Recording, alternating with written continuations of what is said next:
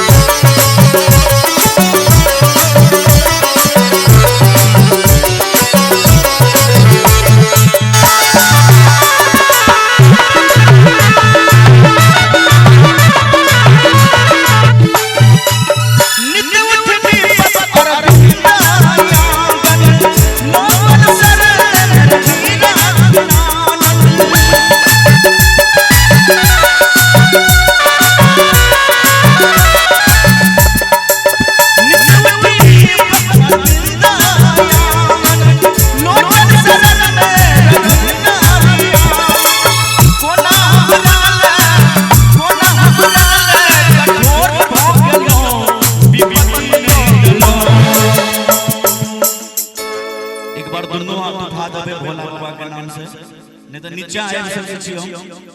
बोले शंकर भगवान की जय। हर हर